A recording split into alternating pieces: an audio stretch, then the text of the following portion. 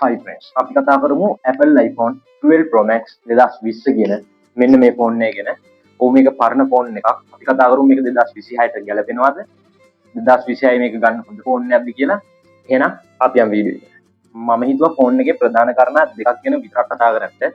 මොකද මේ ෆෝන් එක දැන් ගොඩක් පරණ ෆෝන් එකක්. අවුරුදු 6ක් විතර පරණයි. 2026 ගන්න ඉන්න කෙනෙක් නම් මේ ෆෝන් එක ගොඩක් වෙලාවට බලන්නේ මේ ෆෝන් එකේ performance එකයි කැමරාවයි. එතකොට අපි පළවෙනියට ෆෝන් එකේ performance කතා කරලා ඊට පස්සේ ෆෝන් එකේ කැමරාව ගැන කතා කරමු. ෆෝන් එකේ මොලේ කියලා ගන්න පුළුවන්. ෆෝන් එකේ chipset එක ගැන කතා කරමු. මේක අපිට බලා ගන්න පුළුවන් A14 Bionic chipset එක. මේක තමයි 2020 දී Apple සමාගමේ රිලීස් කරපු best chipset එක. Android phone වලින් ගත්තොත් නිකන් Android වලට තේරෙන විදිහට S22 Ultra එකට වඩා මේකේ performance ඉස්සරහින් තියෙනවා. ඒ කියන්නේ 2020 ෆෝන් එකක 2022 රිලීස් වෙච්ච S22 Ultra එකට වඩා performance ඉස්සරහින් තියෙනවා. ඒ වුණාට දැන් කාලේ විදියට ගත්තොත් ඒ කියන්නේ 2026ට ගත්තොත් ගොඩක් වෙලාවට Android phone වල මොකද Snapdragon 8 generation 5 වගේ phone වල Apple වලට වඩා මේ benchmark එක වැඩි. උදාහරණයක් විදියට ගත්තොත් Snapdragon 8 generation 5 phone එකේ Apple 17 Pro එකේ තියෙන chipset එකට වැඩිය ගොඩක් benchmark CPU score එක GPU score එක ගොඩක් ඉස්සරහින් තියෙනවා. සාමාන්‍යයෙන් මම game play කරන කෙනෙක් නෙමෙයි.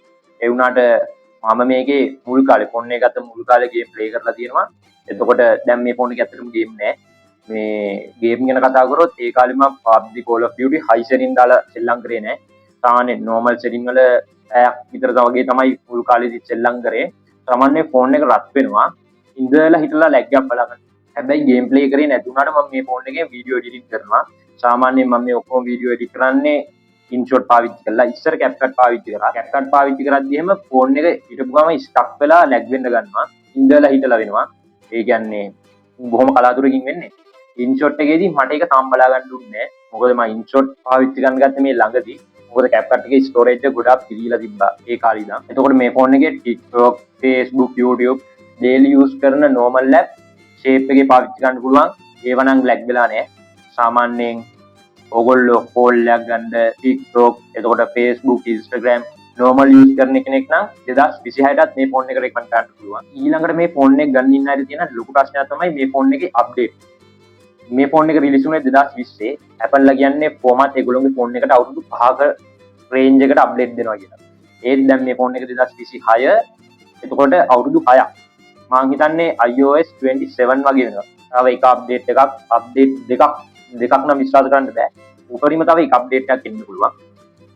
එතකොට දැන් අපි යම් මේ ෆෝන් එකේ කැමරාව ගැන. මේ ෆෝන් එකේ අපිට ට්‍රිපල් කැමරා සෙටප් එකක් බලා ගන්න පුළුවන්. ඔයගොල්ලන්ට පේනවා ඇති මෙතන. ඒ වගේම මෙතන ෆ්ලෑෂ් ලයිට් එකක් තියෙනවා. මේක අපිට 12 megapixel f1.6 26mm wide lens එකක් බලා ගන්න පුළුවන්. මේකේ censorship OIS පහසුකම තියෙනවා. ඒ වගේම මේකේ 12 megapixel f2.2 65mm telephoto lens එකක් බලා ගන්න පුළුවන්. මේකෙත් OIS පහසුකම තියෙනවා. ඒ වගේම මේ ෆෝන් එක 2.5x optical zoom කරන්න පුළුවන්. රෑ වරුවක 2.5x වලින් optical zoom කරොත් මේකේ පුංචි noise එකක් බලා ගන්න පුළුවන්. සාමාන්‍යයෙන් රෑ 7 රෑ 8 රෑ 9 කියන්නේ රෑ 7න් වගේ පස්සේ එන කළුවර තියෙන්නේ. ඒ කළුවරේදී මේකේ 2.5x වලින් වගේ zoom කරොත් පොඩි noise එකක් බලා ගන්න පුළුවන්. ඒ වගේම මේ ෆෝන් එකේ 12 megapixel f2.4 13mm ultra wide lens එකක් බලා ගන්න පුළුවන්. ඒ වගේම මේකේ front cam එකට આવොත් 12 megapixel f2.2 23mm wide lens එකක් බලා ගන්න පුළුවන්. මේකේ main cam එකේ front cam එකේ දෙකෙන්ම 4K video shoot කරන්න පුළුවන් 60 fps වලින් වෙනකම්.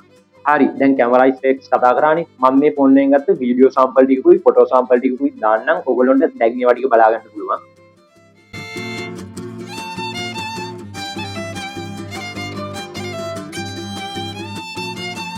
මේ ෆෝන් එක glass sandwich ෆෝන් එකක්. ඒ කියන්නේ ෆෝන් එකේ ඉස්සරහයි පිටිපස්සයි දෙකම glass. ඒ හින්දා තමයි glass sandwich ෆෝන් එකක් කියන්නේ. ඒ වගේම aluminium frame එකක් බලා ගන්න පුළුවන්. මේ ෆෝන් එක අපිට බලා ගන්න පුළුවන් lithium ion battery එකක් 3687ක battery එකක් බලා ගන්න පුළුවන්. ඔව් Apple ලා credit එකක් දීලා තියෙන්නේ 3687යි. ඒ කියන්නේ ඒගොල්ලොන්ට milliampere 4000 කරන් දුන්නා මේ ෆෝන් එකේ battery. ඒ වුණාට එන credit එකක් දීලා තියෙන්නේ 3687ට. මේ ෆෝන් එකේ බැටරිය පොඩි වුණාට මේ ෆෝන් එක මට සාමාන්‍යයෙන් උදේ 8 ඉඳන් හවස 5-6 වගේ යනකම් යූස් කරන්න පුළුවන් වෙනවා. ඒ කියන්නේ Instagram, TikTok, CapCut එකෙන් editing වැඩ කරලා සාමාන්‍යයෙන් ගේම් ගහන කාලේ වගේ නම් මම ෆෝන් එක කොහොමත් 3ට විතර ආයේ charge කරන්න වෙනවා. එහෙම නැතුව ඕගොල්ලෝ heavy use කරන්නේ නැත්නම් සාමාන්‍යයෙන් දවසක් විතර ඇද ගන්න පුළුවන්. සාමාන්‍යයෙන් heavy use කරනවා නම් ඕගොල්ලන්ට දවසේ මැද එකපාරක් charge කරන්න වෙයි.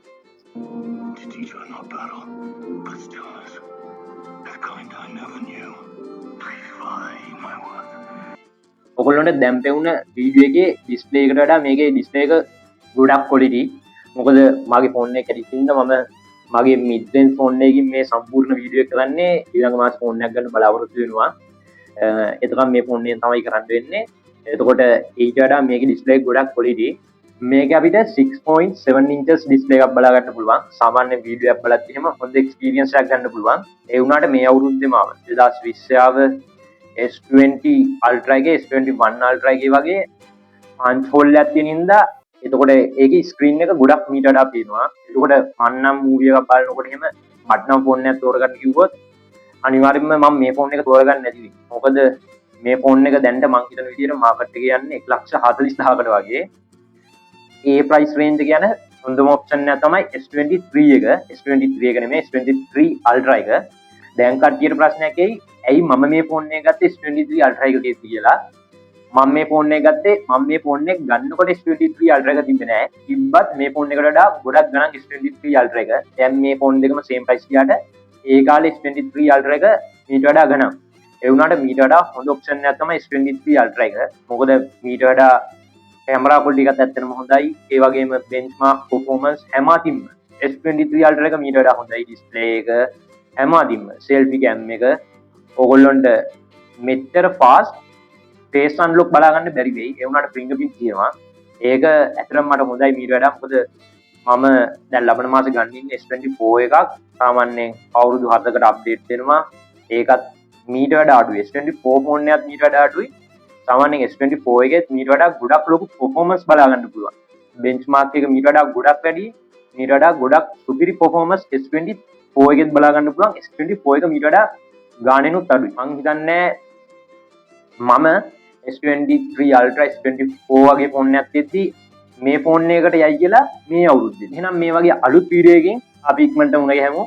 ඒ කියන්නේ ආයෙ කරන්න බලාපොරොත්තු වෙන්නේ S24 එකයි iPhone 14 එකේ වීඩියෝ එකක්. එහෙනම් අපි ඉක්මනට හම්බෙමු. bye bye.